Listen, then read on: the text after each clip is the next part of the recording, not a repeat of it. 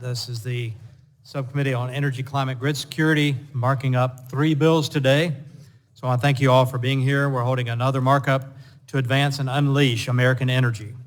The bills we're taking up today will secure our nuclear supply chain, protect the freedom of Americans to choose their home appliances, and strengthen our grid against cyber threats.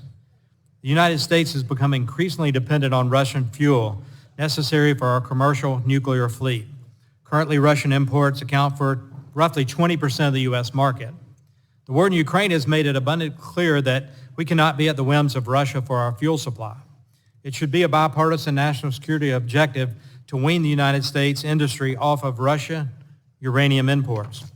This requires a made-in-America system for nuclear fuel, domestic sourcing. This includes mining, conversion, enrichment, and fabrication. The first step in this process is putting the marker down that we are banning Russian imports. I'm proud to co-sponsor H.R. 1042, the Prohibiting Russian Uranium Imports Act, introduced by Chair Rogers and my colleague, Mr. Latta from Ohio. This bill will prohibit the importation of unirradiated, that is, fresh, unused, low-enriched uranium produced in the Russian Federation.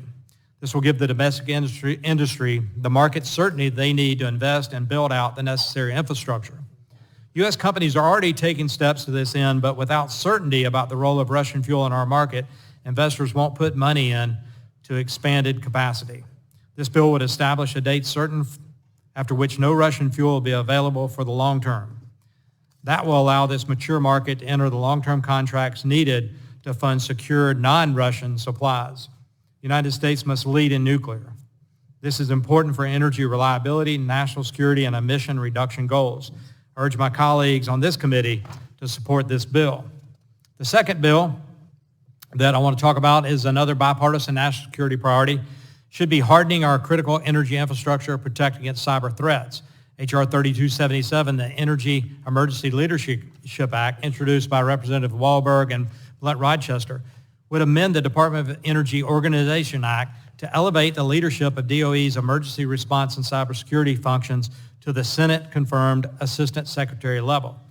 The DOE is the critical agency to coordinate, prepare for, and respond to all threats and hazards to our energy supply.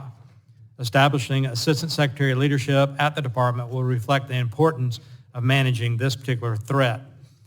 This bill successfully moved through the House in the last Congress, and I'm optimistic it will have continued support in this Congress. And lastly, we will have taken up 1640, the Save Our Gas Stoves Act. I'm proud to co-sponsor this bill introduced by my colleague, Congressman Lesko. It is no secret this administration has waged war on American energy, doing everything in their power to phase out oil and gas. They are now taking it a step further, dictating what appliances Americans purchase for their homes-based fuel sources. Households that use natural gas for heating, cooking, clothes drying save an average of $1,068 per year compared to homes using electricity for those appliances.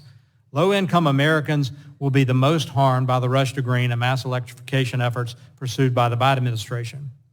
The Save Our Gas Stoves Act would prevent this by prohibiting the Secretary of Energy from finalizing, implementing, or enforcing the current proposed energy conservation standard for consumer conventional cooking products and prohibit the enactment of any substantially similar rule. Clarifying the Energy Policy and Conservation Act prohibits an implementation of an energy conservation standard that would result in a product being unavailable based upon the type of product the fuel consumes. Americans should be free to choose what cooking product they use in their homes, and this bill ensures that. Unfortunately, gas stove rulemaking is part of a larger effort against the consumer appliances to federally mandate that Americans purchase climate-friendlier appliances. So I commend Congresswoman Lesko's leadership on this issue. I urge my colleagues to support that legislation in front of us today, all of the legislation in front of us today, the 3 bills we're marking up, which prioritizes American energy security and puts the American people first. And I'll now recognize the ranking member, Mr. Gett, for 5 minutes.